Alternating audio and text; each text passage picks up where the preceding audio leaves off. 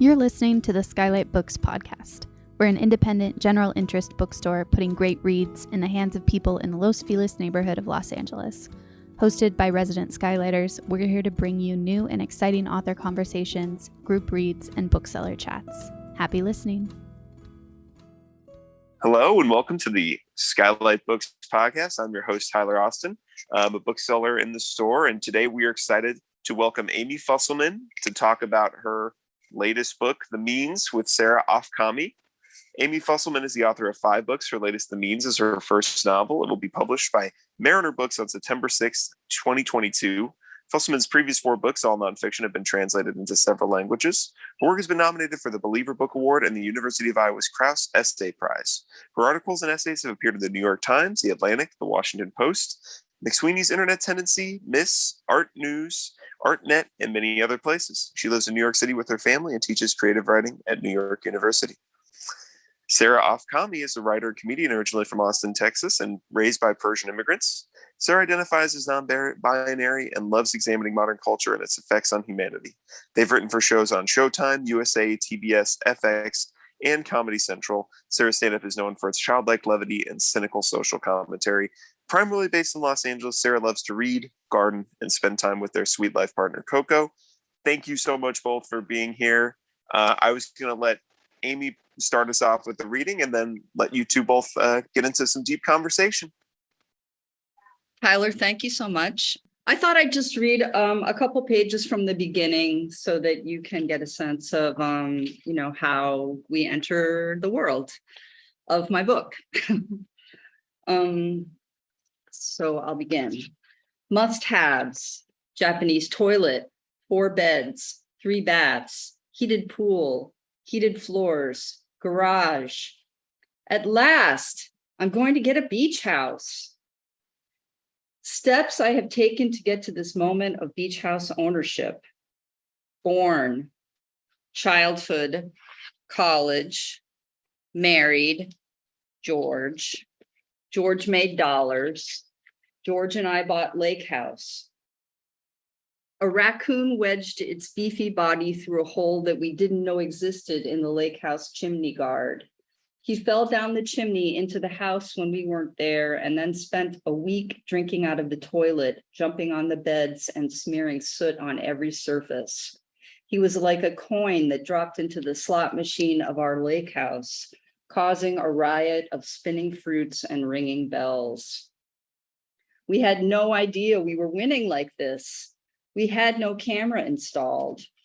Our observant neighbor at the lake called us at our apartment in the city to tell us about our jackpot. He advised us to call the wildlife control people, so I did that. And then the wildlife control people went out to the house, and after 3 long days, they called me back and said, "The bad news is that you have a raccoon in your house. And the other bad news is we can't get him out." "Look at that," I said to George, who was sitting beside me in the kitchen in our apartment on West 27th Street in what we fondly referred to as the discount caftan and incense district. "The wildlife control people can't control the wildlife, just like us." I then called different wildlife control people I had searched up, who knew there were so many of them in that little lake town, like they were pizza joints.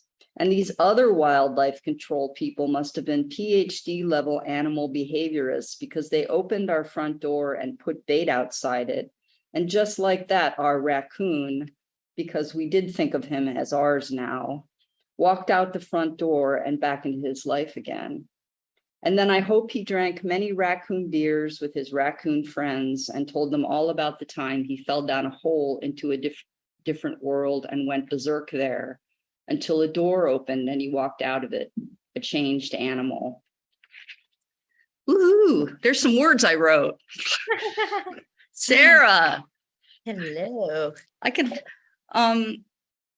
it just goes on from there. It's so nice to talk to you. I'm so excited to talk to you because I love your work, and I think we have a lot of overlap in what we are aspiring to do, what we want to do, how we view the culture, how we view art and the culture. And so I want to just thank you so much for talking to me. Oh, thank you for having me. I so enjoyed the book. I've reread it a couple of times and it just makes me laugh every time. Oh, thank you. Yeah. So let's start. Where should we begin? Laughter. You're a stand-up comedian. You write comedy for screen. I am not a stand-up comedian. I write books and sit in my apartment. Like, what can we say about comedy? Yeah, it's hard. It's difficult. What's your favorite kind of comedy? Like what do you usually get drawn to? Well, I feel like I've been a comedy lurker like for a long time, which is why this book feels, I mean, it feels really rewarding because it's like finally I got to sort of address like my fandom of the form. I mean, not in, just as best I could. Like, I think the thing that is so interesting to me about comedy and that first I admired like sort of Netflix, you think when you're watching Netflix special or whatever that you can figure out what they're doing, or at least I did.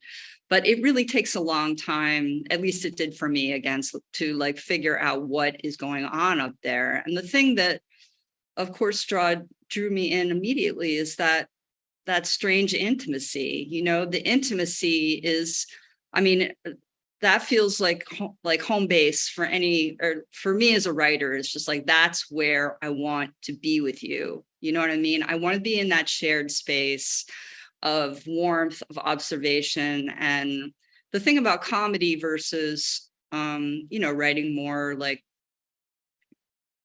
tragic, sad, exploratory material in that way is just that, comedy there's just so much, the joy of surprise, just the enjoyment, the sheer enjoyment. I think like too, just because I started out like sort of writing these sad things that were more about trauma, about sadness. And it was like, what's going on over there in comedy? Like they are having so much fun. I want to do that.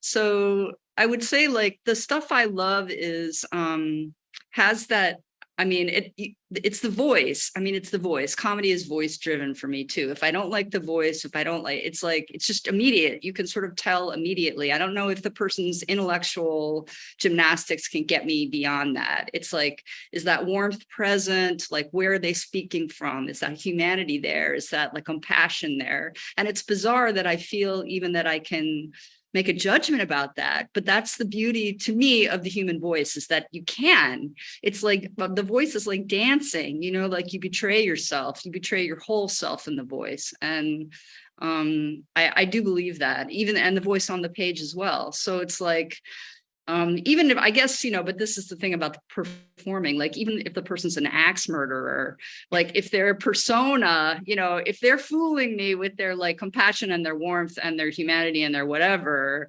like I'm there for it. I accept the fact that it's a performance and I may not, know the real human. And if I were to meet like ex-comedian, that I adore, I may be like woefully disappointed. But in terms of the performance of the material, you know what I mean? I need that. I need those things to be present. 100%. I remember a quote that is about like laughter is when something rings true in your soul. Yeah, right. So feeling like you're on the same page as someone's worldview in the first place, and right. that they kind of occupy their mind and their hearts. Yeah, it's that like, it's that sort of like lizard brain, like laughter is just, it's a physical response. Like there's so much there's so much joy in just being able to elicit that from people. It's true. It's just true. So it feels so good. And so cathartic. That's my favorite thing about my stand-up friends, is we can really share the darkest truth about our lives and our families. And the entire time we're laughing and kind of structuring it like it would be a bit. Right. I feel like too, it's this, gets into other elements of it, but it's so, I don't understand, like in the literary world, like why it's still down, like viewed as down market. Like I'll never understand it. Like I read an interview once with Joy Williams, who is a writer I adore and think is a genius. And she described humor as being, quote, overly desired. And I was like, how the, not to knock her, because again, I worship her, but like, just as a writer, you know, and a human, like life is so friggin' difficult right now. Like, how could it be how could that be overly desired? Like, God willing, like we could laugh throughout our life, like every day, every second, you know, what a life that would be to just laugh constantly. I don't know. I don't understand it. It's like it's candy. Do you know what I mean? Like there's a distrust of it because it feels good. You know, it can't be good for us. It feels good. You know, I don't know. I don't get it. Well, there's also the idea that not all humor is created equal. I mean, I think we're True. talking about a very genuine, authentic sense of humor that comes from transmuting the pain Yes. into laughter and joy. And so, you know, when maybe when she was kind of speaking about this, it was more about slapstick or goofy. I think a lot of times everything's conflated into one.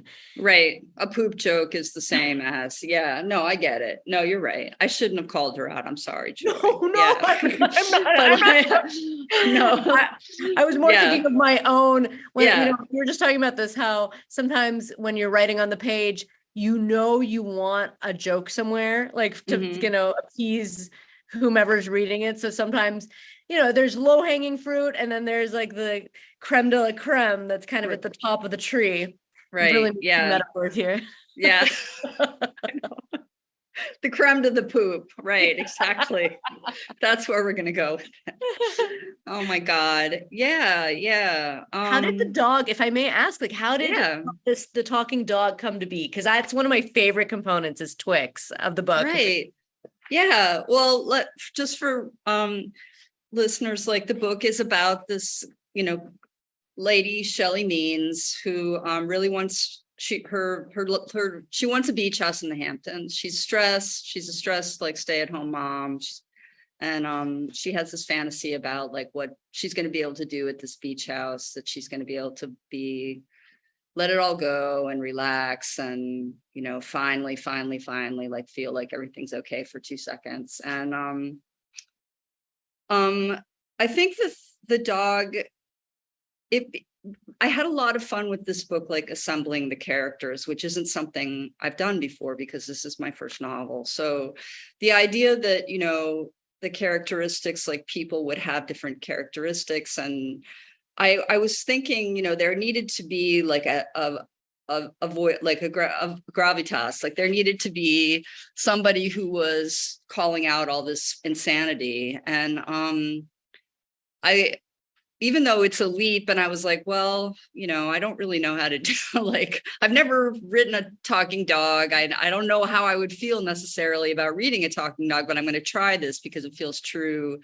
She adores this dog. And in my experience as a dog owner, like I do feel that my dog is, of course, like on a higher plane. And she loves poop. So there you go. It all comes full circle. But yeah, so she is the moral voice of the story, just being like, Shelly, like WTF, like, what are you doing? Like, you're bananas, you know, like, why don't you get your shit together? And like, so, and it was really fun to like have the dog serve that. Yeah. 100%. I thought it was just so brilliant because it brought levity and, like you're saying, this moral context and kind of a compass to feel like it gave it the self-awareness. Mm-hmm. Yeah. So powerful. Like then it was like I felt allowed to laugh at Shelly because I knew, you know, you were in on the joke. It was it made it so much more powerful. I love that component. Thanks. Yeah, it's good to have a sidekick, you know. It was like, and I kept thinking of other, like, I was thinking of Snowy and Tintin a lot as I was writing. And I don't know, I'm not like a super versed in those comic books, but I certainly know the images from my kids having, you know, read them, and we've had them all around the house. And like, I love Tintin as just being sort of this like crime helper, you know. He was just such a like, something's wrong, you know, like his little ears, and he's so distinctive in his, you know, the way that he was depicted. And So I had that notion of the dog as like always sort of being on top of the fact that like everything is awry. Yeah. And the fact that you even say in the book, Shelley's like, that's not how Tintin would talk to Snowy. True. Yeah. Yeah. Oh, did I? Yeah. It's Snowy is the dog. I hope I didn't like say that. Oh, I may have incorrectly. just mixed that up. No, reverse it. Yeah. Yeah. Yeah. I know that. Yeah. Dogs. I mean, animals are fun. Yeah. They're fun. Because they're so in the moment. They're so experiential. And here we are so deeply in our heads, future tripping about the next thing that's going to make everything okay. Exactly. Inevitably no, won't. Yeah, exactly. Yeah, the chase, the hunt, like all of it. Yeah. Yeah. The condition is we're so ridiculous as a species. Yeah, and it's good to sort of get out of. It was good to decide to make the observer of that like non-human, because yeah, when a human starts saying stuff like that, you immediately kind of roll your eyes like, oh, shut up. Like we know we're nuts, shut up, but like when a dog says it, somehow it's not so bad. It's like, yeah, you're right. Yeah. 100%. So much more palatable to a cute dog. Exactly. Yeah. So true. And I also loved how through Twix, we get a lot of the lay of the land of New York City. It's almost like, that sense of just being in the hustle and bustle, the chicken bones. Yeah. I mean, that is like actually, an observation I was made as a dog walker was, dogs do. I had somebody tell me when I got her, like, dogs really connect you to the earth. I was like, what? What are you talking about? Like, I'm here in Manhattan. Like, there's no connecting to the earth. Like, well, I'm on top of this gruesome concrete. But it's true in the sense that, I mean, they live for their sniffing. They live for sniffing, and they want to just sniff the most horrible shit. They want to sniff that dead rat. They do. They just want to, they want to get in there to all that crap. And I was not aware of how many chicken bones were on the street in New York City until I got this dog. It's like unreal. Yeah. The chicken.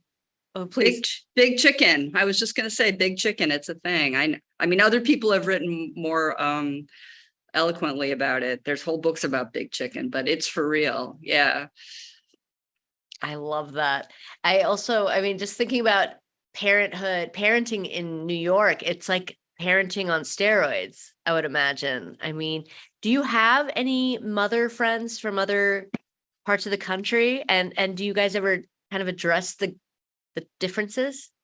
Ooh, that's interesting. I don't have, in some ways, like some of the mothering stuff of New York is so, I mean, as someone who grew up mostly in the Midwest, like I do feel like it's like what happens in New York stays in New York, because if you try to tell other people like the bullshit you're going through, they would just be like, are you kidding me? Like, get out of that town, like there's no preparation I had nothing prepared me for the tournament of trying to get my kids educated in this town. Like it was jaw dropping.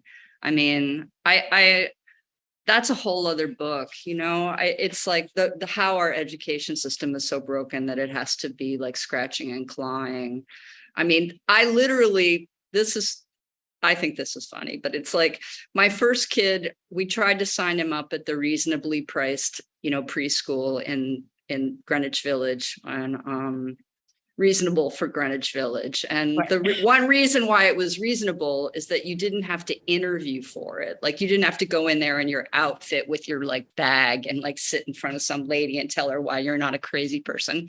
It was a place where you literally could go and sign up, and I know LA is like this too, but it's like, that's unheard of, like signing up for shit unheard of.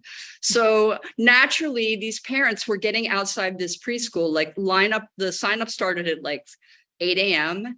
People were in line at midnight. I shit you not. Like I was out in the freezing cold one year in like my, super down jacket outfit, like sipping coffee next to, I swear to God, this couple, they were having like sex under a blanket next to me, like on Sullivan Street. It was insane. Yeah. Wait, were they also parents? They were fellow parents? Yeah, parents. It was just like, it was nuts, like we're all like sleep deprived. We're in this line, like it's not like we're getting tickets for, whatever, the Grateful Dead. It's like, we're trying to get I don't know what was going on. It just, it was insane. It was insane. That sounds like a memory of someone else, like a Midwesterner depicting Manhattan. You know what I mean? I know, exactly. It's like, yeah, it's like a fable. I know, like, how bad is it, just to try to get like some simple, like you're going to be in a room with like, some like other 2-year-olds to like sing a song and clap your hands. Well, are you ready to stand outside in the freezing cold at 2 a.m. with people who are fornicating? Because that's what you're going to have to do. Like, it's like, oh my God. Anyway, yeah, off topic. It feels all connected. It's all connected. It's so connected. What I love about your comedy, Sarah, too, is that you are, I know that you're interested in turning that in mirroring, putting that mirror up to like what we're doing, which is so fun and so dangerous, and especially around issues of identity. Like, tell me what you're working on. Well, yeah, this pilot about, I was kind of encouraged to talk about my gender identity issues. And I'm still grappling with, for so long, I did feel that I identified more with the male experience. But then in retrospect, being raised in 2 very different but equally misogynistic cultures of Texas and Persian culture, I'm realizing that there's a possibility that a lot of what I was feeling was actually internalized misogyny and a desire for a basic modicum of respect. Yeah. and agency and free will. So it's definitely been an ongoing journey. And to me, in a perfect world, and this kind of speaks to the means as well, it's like all the labeling that we do, how much we're so eager to reduce one another just for shortcuts. I don't know, to save time. I guess we're all busy. It's 2022. Exactly. Who are you? Oh, yeah. Okay. Check. Yeah, exactly. All of humanity. Check. Yeah, exactly. Even the binary of like politically, it's like, oh, edgelord, alt-right person that I can't associate with, and a good person. It's like, so I think it's just so interesting to really look within and be like, can we perceive each other as these expansive souls rather than just these labels and limitations? I think we're so quick to want to limit one another as far as what we bring to the table, what we're about. So, it's a little more autobiographical than I would like. So I'm even considering a pen name. Oh, hell yes. Let's go. I read something in the New York Post this weekend and I was like, is this real? What was her name? This reporter's name. I loved it. Wait, it was, it's like the first name was Francesca Baccardi. Isn't that a great name? I was like, you could do anything, just some like Valentina, like Casamigos, like any kind of like any, liquor name, second name, and sort of beautiful Italian name, first name. I was like, that's totally my pen name. Very saucy. I love it. Yes. That's beautiful. Pen names are cool. Wait, I was just going to ask you something. It was, I like that I know it's like location, like how much of this is local culture? Like what even is local culture? Like, I know I'm in New York, you're mostly in Los Angeles. I know you're in New York now, but which are two, aside from like the commuting differences and the weather, they're largely a lot that the towns are similar in many ways. Yeah. Do you agree with that? Absolutely. I think it draws the same kind of people that, look, and obviously people that grew up there, it's a different story because they were born there. So that's a different, but the carpetbaggers, if you will, a lot of maybe wanting to prove something. I think like some underlying desire to I don't want to say everyone has a chip on their shoulder, but this to make something of yourself, to kind of, to voluntarily get in on the status game is so fascinating. Oh, well, then that brings up, because I think you have such an amazing backstory. Like please tell the listeners like how you came to like writing comedy in LA. Oh, about the politics. So I was very Yeah. into politics. I mean, I'm talking like the Lewinsky scandal was like one of my first memories. Like I would scurry home from the school bus and like watch the coverage of that. And so that was kind of always, I just kind of thought that was the world I wanted to live in. And so then in college, I actually interned on Capitol Hill and was extremely turned off by the pomp and circumstance and the hierarchy that was pretending to not be there. There was this guise of like nobility and like, oh, the greater good, this pretension that I just could not stomach because it felt so false. Mm-hmm. So then I really, I had changed my mind about law school because that was the whole point, was to get the JD to swim in that world. And then I just kind of interned my last summer of college in LA, and it kind of was like a slippery slope. I don't know. I won some contests with NBC, and then it just kind of fell into it a little. Yeah. You're like, wait, my tribe is different. Yeah. Yeah. I was like, well, if I'm going to be around power-hungry bloodsuckers, at least let them be attractive and self-aware, because those are two priorities. Nice. I love it. That's brilliant. That's well, I can't wait for your memoir. That's like a whole thing. Yeah. That pen name or not. Yeah. I also loved the voiceover, George's voiceover career being in there. Yeah. Voiceovers. It's so weird. It is very weird. I mean, yeah, my partner Frank has done some voiceover work, which is how I know about that world at all.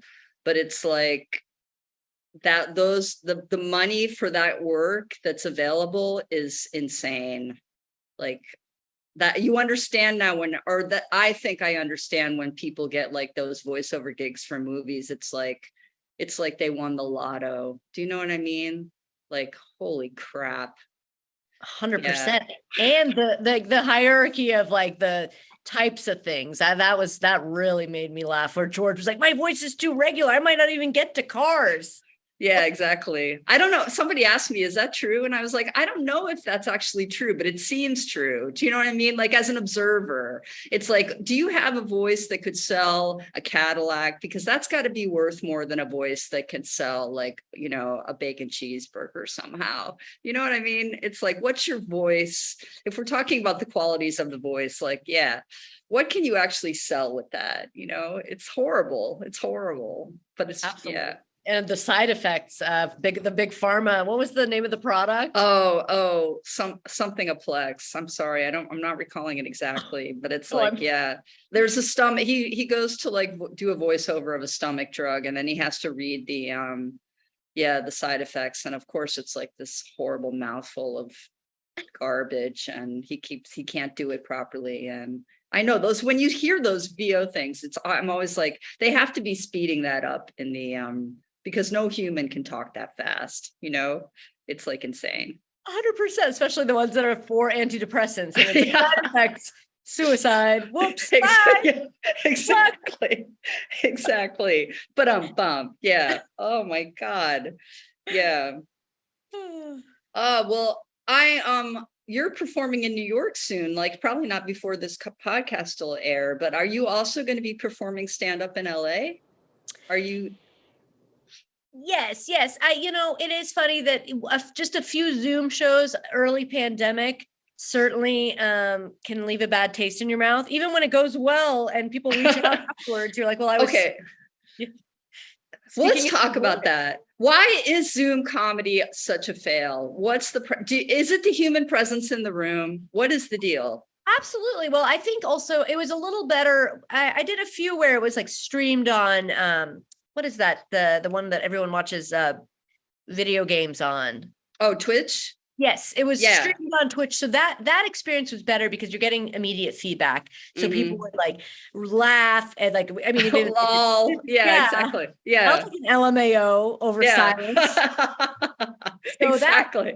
That helps. But the immediacy is what makes it so it's a dialogue. Yeah, right. So, and actually I recently watched Janine Garofalo at the Stand. Oh, I heard that was great. yeah, it was so great because she would basically check in with, say like she had some jokes that were maybe over the heads of the people in the room, like double ARP, people aren't so familiar with. But so she would kind of ground herself and just pick one audience member and make direct eye contact and be like, why did I lose you guys? Ooh. And it was powerful. It would bring the room back. Yeah. And we'd all feel present again. So I do think there's this experiential immediacy that makes stand-up magical. So it was almost like you were stripping the magic away. Well, that's so interesting because it's all like crowd work. Crowd work is its own genius. And just to be like, fuck crowd work, like how'd I lose you? Do you know what I mean? Just to like say it nakedly. That's beautiful. Yeah. It was powerful. It Good was for her. Yeah. And she was so kind. It was so nice to see how kind she was. Like you were saying, kind of like sometimes meeting your heroes is gratifying. Yeah. Oh, good. Wow. Shout out to Janine. That's nice. I met her like a million years ago in Boston when she was like dating a roommate of somebody I knew. So whatever that means. Did you approve of the coupledom? Were they a good match? They were a good, the boyfriend was super cute. I can't remember his name now, but yeah, she had good taste for sure. Yeah. Oh, that's so nice. By the way, it's Plaquetrex. Plaquetrex. Yes, yes, Plaquetrex. Yeah, plaque. And hemorrhoids. Of course, hemorrhoids is one of the side effects. Wonderful. Of course. Yeah. Yeah. Got to get the dog, the poop in there. Yeah. One of my old bosses, the showrunner, would always say he would call me left turn Sally because I make big jumps. Like I think hemorrhoids, and then I get to the bathroom experience, to the bidet, the Japanese toilet, and then I want to ask you, how would you say Japanese humor is different than American humor? Oh my God, that's such a good question. I don't know the answer to that, but I'd love to. I mean, it's been, lots of people have written and observed about the sort of like the mask of, that it's hard to penetrate Japanese culture as a Japanese person. And I definitely, like in my time and experience there, was acutely aware of the fact that I was, didn't speak the language and was an outsider. But so I don't actually know. I mean, I don't know. I would like to know more about Japanese humor. I don't know. I'm wearing like my ramen sweatshirt, like still right now, like my I'm a total Japanophile and I'm woefully ignorant. And maybe that's, yeah, I don't know. I remember my mother was there for the Cherry Blossom tour not long ago, and some of the two things she really was like that stuck out were the lack of trash in Queen, and the quietness, and also apparently like it's very actually rude to like loudly guffaw, like you're supposed to cover your mouth. Yeah. My goal is, my family knows this, is that I want us to all go back there with my daughter next summer, like to do a Tokyo. I don't know if that's possible for us, but I would like to try. I have just all these distinct memories of it's so amazing. It's just such an amazing place. I hope COVID will let that happen for us. Absolutely. That's how just for origin story purposes, you always are polite to call me your friend, but I was actually your groupie because I read Savage Park. But like but you're a colleague. I mean, I'm smart enough, let's say that, to recognize a colleague in a groupie. There we go. You were I unmasked you. Yes. Yeah.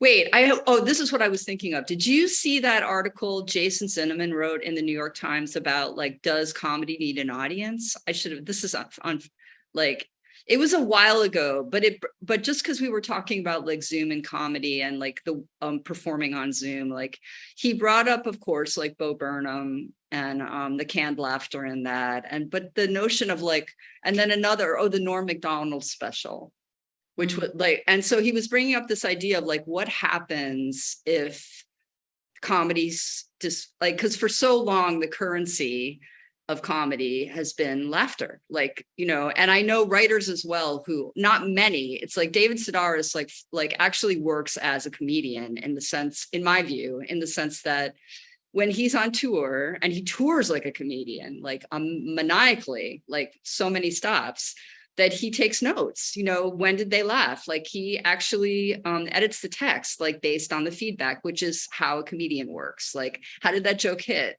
Did it hit? How did I lose you? You know, like that kind of, the laughter is a barometer. I mean, correct me if I'm wrong, but like, that's my understanding of it. Like, did it? 100%. Did it resonate? Yeah. So the idea that he would ask this question, like, is there going to be comedy without, what if we change how a joke, like the success of a joke is viewed, I thought was really interesting. And that sort of leads to like my book, in the sense that, you know, it's I think of it as a comic novel. It's comedy. Do I know how the jokes land? No, I will not know. I'll read, you know, if I screw my courage up, I'll read some reviews, you know, eventually. But like, yeah, there's that space. Like, it's different, you know. Can you imagine like what that would look like for joke telling? I mean, you do that because you write for the screen. Right. It's such a different kind of itch that it scratches, right? Because yeah, I mean, it's funny when I like something's on air right now that I wrote so long ago. And what? It's called Bird Girl. It's Bird Girl. Yeah. HBO Max and Adult Swim.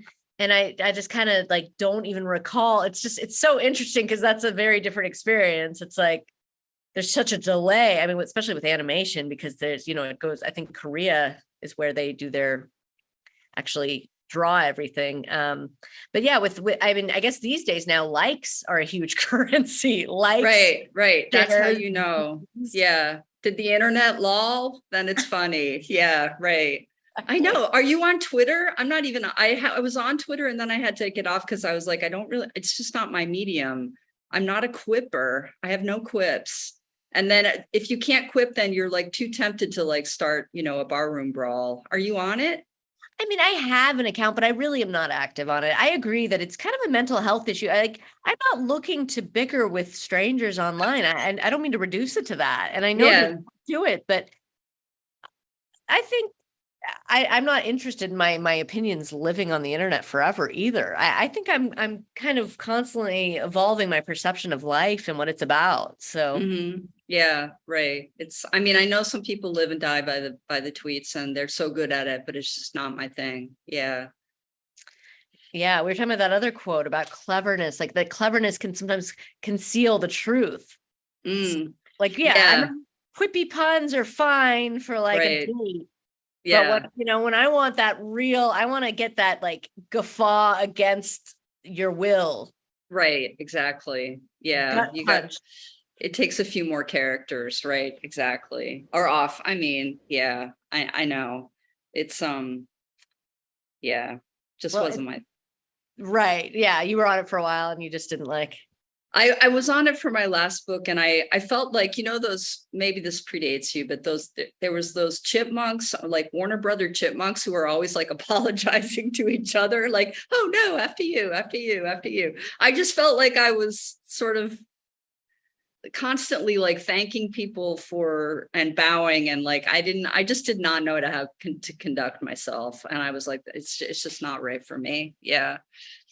Right. 100%. It's funny. I was just listening to some comedian talk about how during the pandemic, he was doing rooftop shows. Oh, cool. And that it really reminded him of the idea that like stand-up comedy and mental illness can be really close to each other. Oh my God. Screaming into the ether. Exactly. Hello. Yeah, right. Yeah, exactly. I mean, writing can feel like that too. That's why I'm such I guess like partly why I'm such a stand-up fan, because it's like the angst of writing is like in your face with stand-up. Like you're watching somebody who actually wrote their shit, like get up and speak it to people who would just sit there and like, eat a peanut or whatever. It's like all the demoralization, of not being understood. Yeah. It's like, I'm a fan. I'm just a total fan. Right. And I mean, I think there's a power in bombing too. Obviously, crushing is great. Crushing is always the preference. Yeah. But there's something that can happen. It does thicken your skin. It's in a beautiful way, because I think it is important for humans to overcome some of those lizard brain needs. Are we really going to do anything substantive and important if we're constantly worried about what people think of us? Right. Exactly. Yeah. I bought a poster for our door for my base. I bought this for myself and for my kid who's 13 and, very concerned. I mean, about other people right now, as is, developmentally appropriate, but it says sucks ass is the first step to success. And I'm like, fuck yes. Yeah. Like just embrace sucks ass, just embrace it. Yeah. I love that. There's some Gen Z people say like, it'll be cringe until it's not.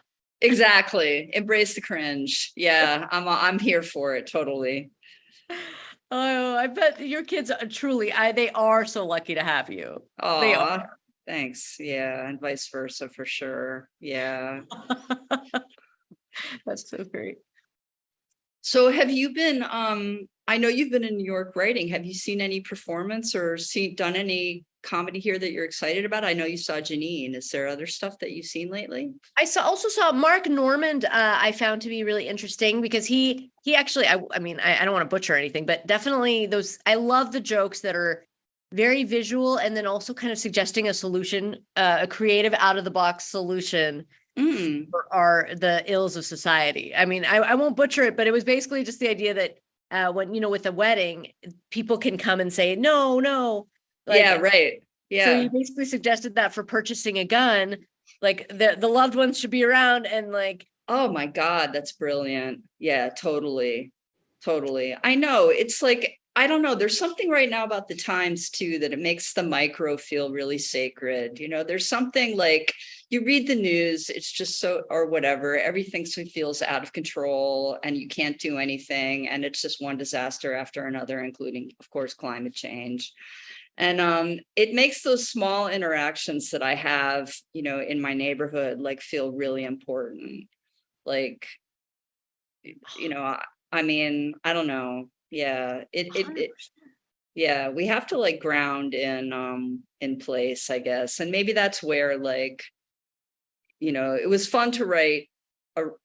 I guess that's partly like Shelly's, my narrator's drama in this book is that it's the idea of just like elsewhere. It's going to be better elsewhere. It's just that sort of human tendency to be like, I'm just going to get the hell out and go to the Greek islands. And that's where it's going to all be happening, and it'll all be better. And it's like, what is it? It's Voltaire. It's like tend your garden, just it's what can we do? Tend your garden. And yeah, it feels like a good time for that message. 100%. When we read the news, you're right. It's like this, like macro, just the ennui and chaos, and just it's so crippling. Yeah, and that's what's cool about humor is that it, that's like it's the specificity that makes a joke work. It's like you have to get down to the micro to get funny. Yeah, you have to put your nose in the poop. Yeah, to get to the funny, you do. Definitely. And then, compost it. Yeah, exactly. Yeah. Wow. Yeah. I mean, it's such a funny book. I'm actually going to let my mom borrow one of my copies. I already have 2. So I'm very excited. Awesome. I really appreciate it, Sarah. And would you say, I see that we have like a time for 1 or 2 more questions, if I may. Sure. I was going to say how it's so interesting you were talking about your 13-year-old. I mean, like how this new generation, I don't know, is it Gen Z or whatever's after Gen Z, but how are they interacting with the world? Are you seeing the effects of technology on the way they handle just day-to-day problems in life? Yeah. It's funny. I was at I mean, of course it's like, their phone adjacent. I mean, and, I went to a school, an event at my kid's school last night or 2 nights ago, and they were talking about, it's still, they're talking about the fact that the phone technology is over the parent, it's over our heads. Like we're dealing with stuff we don't understand, and it's still kind of, how do we bridge this gap between like parenting children well and also, letting them have access to this amazing technological thing that we've done. And it's like very strange. I mean, it's just a very strange. I'm grateful though that it's a time where the adults are more open to the fact that they don't know what they're doing. That's what I was thinking. Like in my parents' day, it just would have been like, what the fuck, we're older, we know what's going on. And now it's I think it's okay that the parents are like, we're doing the best we can, but actually we don't really know what we're doing. Like I think that's better for everyone. Right. It's humble. It's coming from a very humbled place. Yeah. Yeah, exactly. More humility all around. Yeah. Yeah. Everything. Got to be better. Yeah. Because everything's changing at such a rapid pace. I mean, I see 3-year-olds on phones and I'm like, they certainly know how to use Photoshop already. Oh, for real. Yeah. They're doing their taxes. I'm pretty sure. Yeah, exactly. TurboTax. They're filing. Exactly. Right. That's hilarious. I actually got a call from my accountant right before we jumped on. Nice. I did something incorrectly. I uploaded something incorrectly. Gotta know the technology. Exactly. Yeah, Sarah. I was going to say, maybe one of your kids could help. I know. If you pay her, I'm sure yes, my daughter would be happy to. Exactly. Oh my God. Sarah, thank you so much for joining me for this. I really appreciate it. It's just always so much fun to talk to you. Thank you. I had a blast. I can't wait for everyone to read your book. It's hilarious. Get it today. Oh, thank you. Yeah. And I'm psyched to come to LA. I don't know if the podcast will be out before I'm there, but I'll be at Diesel and Chevalier's on September 30th and October 1st. That's awesome. Well, thank you both so much. That was phenomenal. Yeah, if hopefully this comes out before then. If not, also when you're in LA, stop by Skylit Books. Signing. Get your book. Yeah. Come to Skylit Books at 1818 Vermont. Cool. You can come visit the shop. And thank you both so much for your time. We really appreciate it. Yay. Thank you so much. So fun. Thank you. Thanks, Sarah. Thanks. Talk to you later. Happy Friday. Thank you for listening to the Skylit Books podcast series. Please don't forget to visit our website at skylightbooks.com and make sure to follow us on Twitter and Instagram. Also, don't forget to subscribe to this podcast for more author talks and bookseller conversations. You can find us on Podbean, iTunes, and Spotify. Stay safe and healthy, and we hope to see you back in our store soon.